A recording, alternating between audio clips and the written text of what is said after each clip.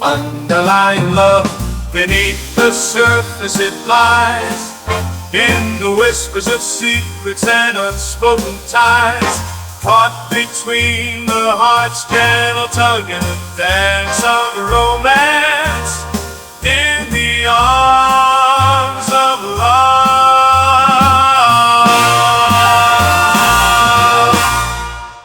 You are listening to Bradley Barkhurst's Underlying Love, a Worthington, Ohio mystery.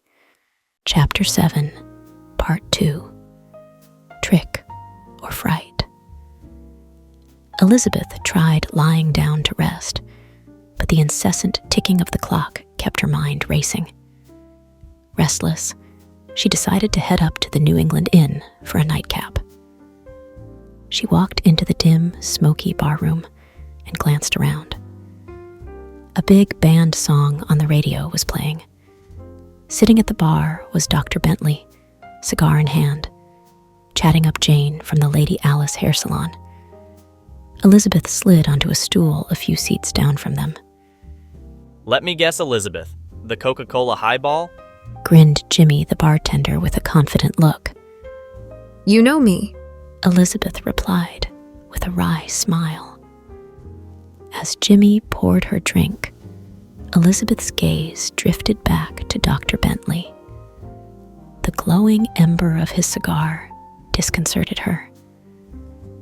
Just then, she reminisced on the strange, glowing eye she'd seen in the woods. Could that be what I saw last night? She thought. Compelled to investigate further, Elizabeth grabbed her drink and subtly shifted seats to get a better vantage on Bentley and Jane's conversation. Through the haze of smoke, she strained to overhear their discussion. Bailey had it coming, no one liked him anyways. Bentley was saying quietly. Jane looked anxious. People said he had a gambling problem, Jane said. Elizabeth's pulse quickened, though she couldn't hear enough context to grasp their full meaning. Were they connected to the recent deaths? Just then, Bentley glanced up and noticed Elizabeth watching them. He abruptly tossed some bills on the counter and stood. Best be going. Pleasure talking with you, Jane, he said tersely, before brushing past Elizabeth and about to exit the door. Elizabeth sat stunned, more convinced than ever of Bentley's involvement in the shadows engulfing Worthington. She had to act fast. As Bentley turned to leave, Elizabeth hurried over and bumped into him. Oh, I beg your pardon, she exclaimed. Bentley glared at her angrily. You're that woman from the cemetery. You need to mind your own business and stop being so inquisitive about the Collins family affairs. Elizabeth stood her ground. Maybe you shouldn't be so concerned with making little Amy a Hollywood movie star. Bentley's face turned red. How dare you? He spat. I'm an old friend of the family trying to help them in their time of mourning. It's disrespectful of you to imply otherwise. He tried to push past Elizabeth, but she sidestepped to block him. It's all rather suspicious if you ask me. What exactly is your interest in the Collins family, Dr. Bentley? His eyes flashed dangerously. My interests are none of your concern. Now get out of my way before you regret it. He roughly shoved past her and stormed out the door. Jimmy and the other patrons were all staring at the confrontation. As Bentley hurried out, Elizabeth's gaze fell on the cigar he was holding. Through the haze of smoke, she could just make out the label. La Prosa. She filed this detail away, knowing the cigar information could be a useful clue. The ornate label and quality tobacco weren't commonly found around Worthington. Elizabeth finished her drink quickly, mind racing. She left a tip for Jimmy and made her way home, replaying the tense confrontation. As Elizabeth walked home, she gazed up at the moon, which had an eerie blood-red hue tonight, bright enough to illuminate the entire town. She shivered, thinking about Milkman Bailey's shocking death. Reading the newspaper article, police claimed that he had merely tripped down some stairs and fatally hit his head on a vase. But the timing after their encounter, especially with the men arguing, seemed too coincidental. Passing by her own house, Elizabeth was struck by a notion. She changed direction, heading for Milkman Bailey's residence instead. Perhaps under the light of this ominous blood moon, some new clue would be revealed. The milkman's home was dark and still when she arrived. Elizabeth hesitated, then stealthily made her way to the side of the house. She strained for any illumination in the windows. Ears pricked for the slightest sound. Rounding to the back entrance, she stifled a gasp. The door hung crookedly ajar, swaying in the cold autumn breeze. Someone had been here since the police investigation. Heart pounding, Elizabeth peeked inside the darkened kitchen. Hello? She called softly. No response, except the creak of the broken door. The blood moon cast everything in an eerie crimson glow, but she could discern no movement within. Still, Elizabeth couldn't shake the sense she was being watched from the shadows. Fear mounting, Elizabeth turned to leave the milkman's house. But on impulse, she decided to return to the woods where they'd seen the mysterious glowing eyes the other night. She walked into the darkened forest, shivering as the wind stirred the leaves. Elizabeth made her way to the area where she, Samuel, and Betty had hidden from the ominous figure. Pausing in a moonlit clearing, Elizabeth took a deep breath to steady her nerves. The red moon cast light between the trees. It's okay. She whispered to herself. Scanning the ground, something small caught her eye. She bent down and picked it up, examining it in the crimson light. It was a battered, ashy cigar that smelled of tobacco. Turning it over, she could just make out the label, La Prosa.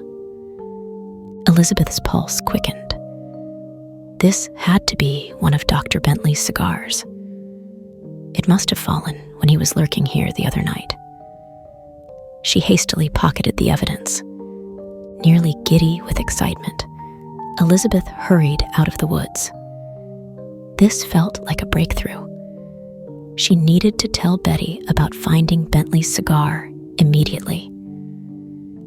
Elizabeth rushed to Betty's house and breathlessly knocked on her door.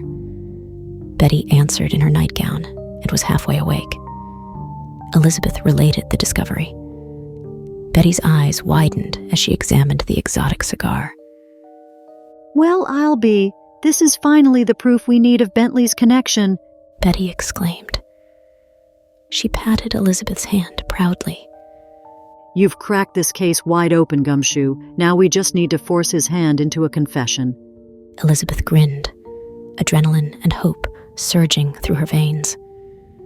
The twisted puzzle pieces were at last coming together to expose evil's plan.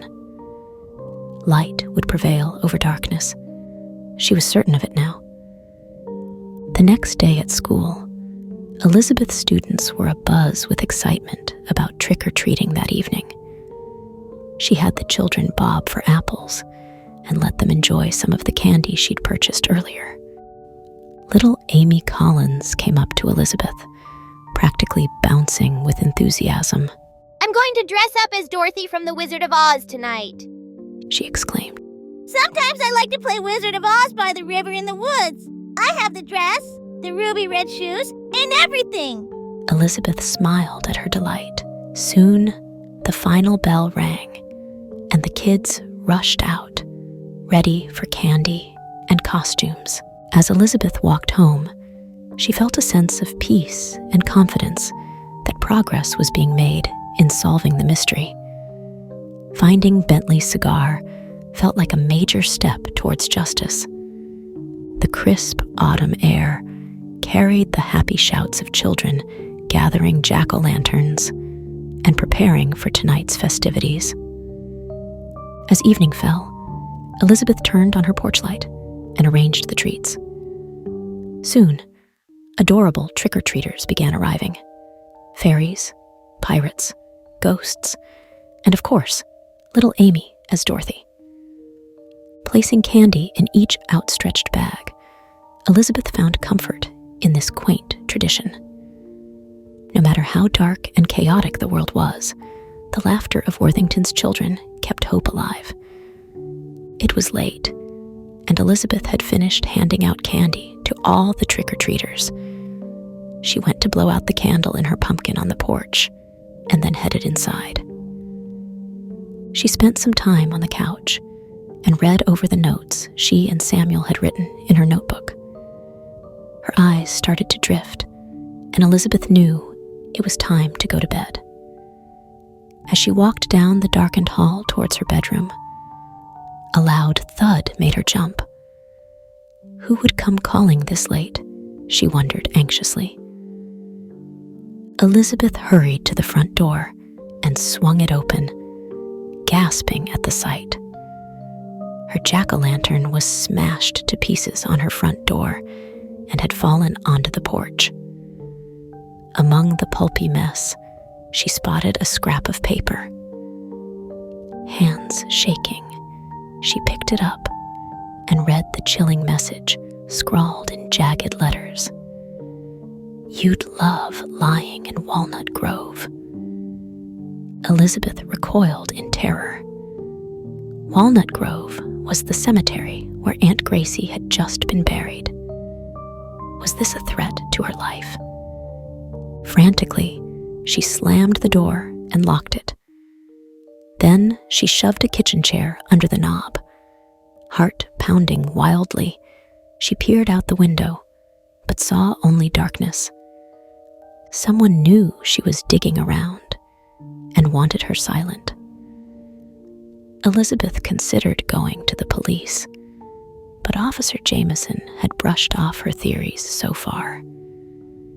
She thought of Samuel and Betty, but no, she couldn't endanger them too. Elizabeth paced anxiously, feeling utterly alone and hunted. The evil plaguing Worthington had her directly in its sights now. She had stumbled onto something far more twisted than she realized, but she refused to cower or back down. If they wanted her in Walnut Grove Cemetery, they'd have to put her there themselves. Elizabeth would stand and fight whatever darkness was converging, even if she had to do it alone. Thank you for listening to Bradley Barkhurst's Underlying Love, a Worthington, Ohio mystery. Now that a threat to Elizabeth has occurred, what will happen next? Will Elizabeth get a response back from Goodyear Tires? And will Betty find her missing Jell-O recipe? Be sure to tune in for more in Chapter 8. Part 1, Rumble at the Game. Please like and subscribe to this channel and purchase the novel Underlying Love, a Worthington, Ohio mystery.